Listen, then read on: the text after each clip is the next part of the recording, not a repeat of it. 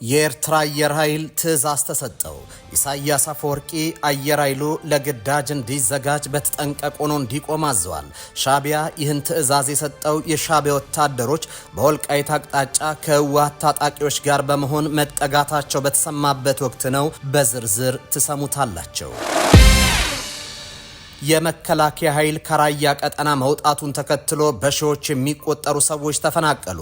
ነዋሪዎቹ ጦርነት ሊነሳ ይችላል በሚልና ህወሓት ጥቃት ሊከፍትብን ይችላል በሚል ስጋት ነው አካባቢያቸውን ጥለው የሸሹት። ታዳምጡታላቸው። ዶክተር ደሳለኝ ጫኔ በቀጣዩ ምርጫ እንደማይወዳደሩ መናገራቸውን ተከትሎ በርካታ አስተያየቶች እየተሰጡ ነው። ዶክተር ደሳለኝ በቀጣይ በምን አይነት መንገድ እንደምታገል አሳውቃለሁ ማለታቸው እያነጋገረ ይገኛል። ጀዋር መሐመድ በበኩሉ ዶክተር ደሳለኝን አሞካሽቶ ምስጋና አቅርቧል። በዘገባችን አካተነዋል። ፕሬዝዳንት ዶናልድ ትራምፕ የቀድሞ ፕሬዝዳንት ባራክ ኦባማና ቀዳማዊት እመቤት ሚሼል ኦባማን እንደ ዝንጀሮ አድርጎ የሚያሳይ ይዘት ያለው ዘረኛ የማህበራዊ ቪዲዮ ገጻቸው ላይ ከለጠፉ በኋላ ጠፉ። ይቅርታም አልጠይቅም ብለዋል። ጤና ይስጥልኝ። ይህ ኢትዮ ዴስክ ነው። የዕለቱን ዜናዎች ይዘን ቀርበናል። ቻናላችንን ላይክ፣ ሼር እና ሰብስክራይብ ታደርጉ ዘንድ በመጋበዝ ወደ ዝርዝር ጉዳዮች ተሻገርኩኝ።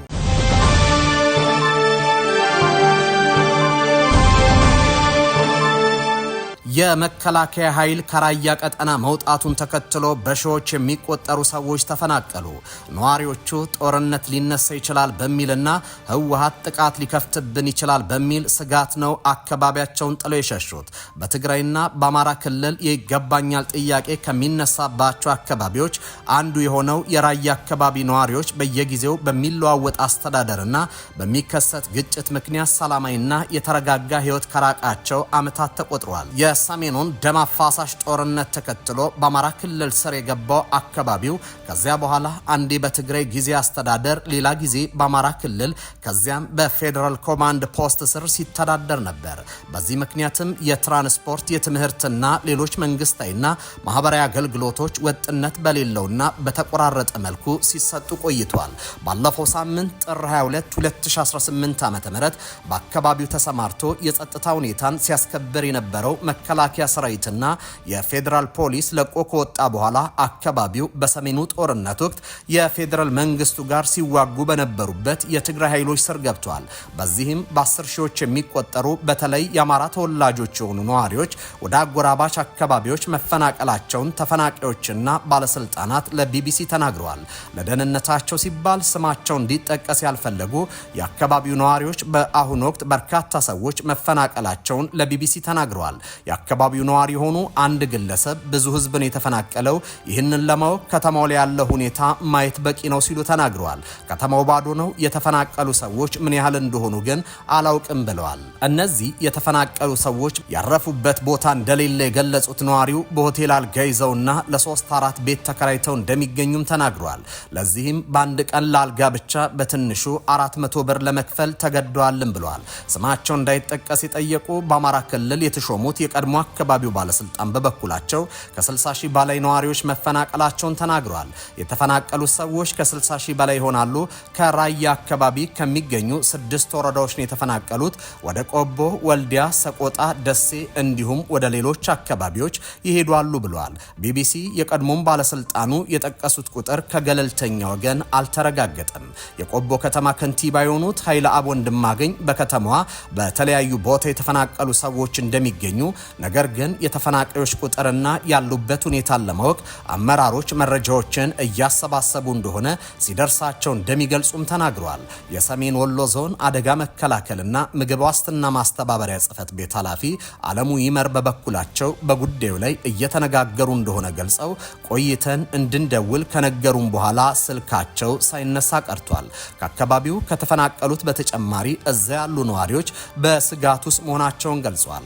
አላማጣ ከተማ ከተማ የሚኖሩ አንዲት እናት ሰዎች ተፈናቅለው እንደወጡና እርሳቸው ግን ከቤተሰባቸው ጋር ተደብቀው እንደሚገኙ ተናግረዋል። ልጆቼን ይዤ በወጣ ምን አበላቸዋለሁ? የትስ አርፋለሁ ብዬ አልወጣሁም፣ ግን በስጋት ውስጥ ነው ያለሁት ብለዋል።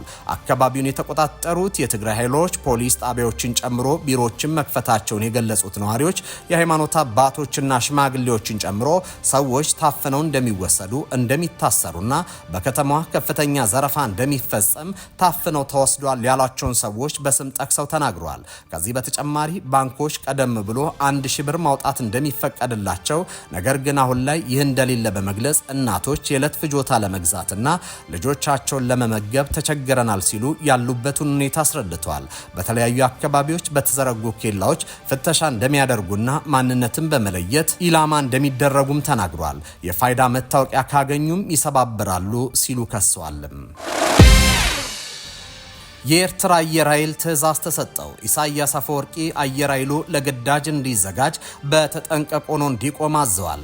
ሻቢያ ይህን ትዕዛዝ የሰጠው የሻቢያ ወታደሮች በወልቃይት አቅጣጫ ከህወሓት ታጣቂዎች ጋር በመሆን መጠጋታቸው በተሰማበት ወቅት ነው።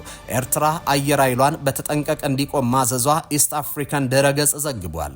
ኢትዮጵያ አደገኛ ጄቶቹን ሚሳኤሎችን እና ድሮኖችን ይፋ ማድረጓን ተከትሎ አዳዲስ ሚግ ጄቶችን የታጠቀችው ኤርትራ አየር ኃይሏን በተጠንቀቅ እንዲቆም አዛለች ተብሏል። ሆኖም ኤርትራ የታጠቀቻቸው መሳሪያዎች ይፋ ያደረገች ሲሆን ዓለም አቀፍ ተቋማት በበኩላቸው የኢትዮጵያ ኤርትራ አየር ኃይል ለንጽጽር የማይቀርብ ነው ሲሉ ይፋ አድርጓል። የኢትዮጵያ አየር ኃይል 9ኛ ዓመት ክብረ በዓልን አስመልክቶ ጠቅላይ ሚኒስትር አብይ አህመድ ባደረጉት ንግግር እንደ አውሮፓውያኑ በ2030 የኢትዮጵያ አየር ኃይል አቅምን ወደ 5ኛ ትውልድ ለማሸጋገር እቅድ መያዙንም ተናግሯል። ጠቅላይ ሚኒስትሩ በንግግራቸው የኢትዮጵያ አየር ኃይል አቅም የሚገኝበት ዘመናዊ ቁመናን በመግለጽ ሀገሪቱን ለሚገዳደሩ ኃይሎች ማስጠንቀቂያ ያዘለ መልእክት ማስተላለፋቸው ይታወሳል።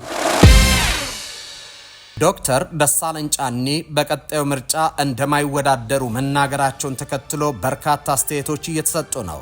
ዶክተር ደሳለኝ ቀጣይ በምን አይነት መንገድ እንደምታገል አሳውቃለሁ ማለታቸውም እያነጋገረ ይገኛል። አቶ ጀዋር መሐመድ በበኩሉ ዶክተር ደሳለኝን አሞካሽቶ ምስጋና አቅርቧል። በህዝብ ተወካዮች ምክር ቤት ስብሰባዎች ላይ ጠንካራ ጥያቄዎችንና ትችቶችን በመሰንዘር የሚታወቁት የፓርላማ አባሉ ዶክተር ደሳለኝ በመጪው 7ኛ አጠቃላይ ምርጫ ላለመወዳደር መወሰናቸውን አስታውቀዋል። ዶክተር ደሳለኝ እዚህ ውሳኔ ላይ ካደረሷቸው ምክንያቶች አንዱ ነፃና ሰላማዊ ፍትሃዊ ምርጫ ለማካሄድ የሚያስችል ምቹ መደላድል አለመኖሩ እንደሆነ ገልጸዋል።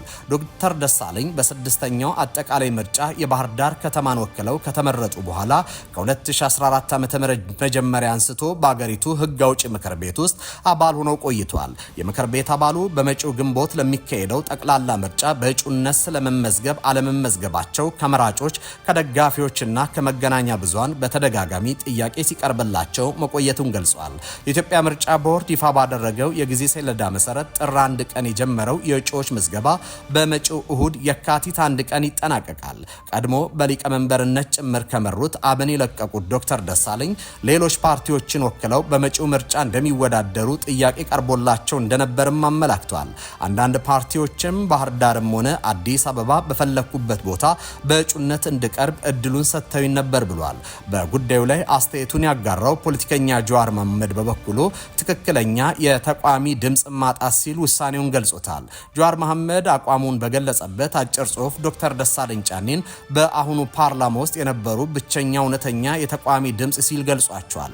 እሳቸው በመጪው ምርጫ ለመወዳደር መወሰናቸው በምክር ቤት ውስጥ የነበረውን የተቃውሞ ሚና ይበልጥ እንደሚያጠባው አመላክቷል። መንግስት ምርጫውን ታማኒነት እንዲኖረው የተለያዩ ድርጅቶችንና ግለሰቦች እንዲሳተፉ እንዲሁም የተወሰኑ ወንበሮችን እንደሚሰጣቸው ቃል በመግባት ለማሳመን ቢሞክርም እስካሁን ግን እድል አልቀናውም ሲል ጀዋር ተይችቷል። ይህ የኦፌኮ አባል ጀዋር አስተያየት የወጣው የኢትዮጵያ ብሔራዊ ምርጫ ቦርድ የእጩዎችን ምዝገባ ጊዜ ማራዘሙን ይፋ ባደረገበት ዕለት ነው።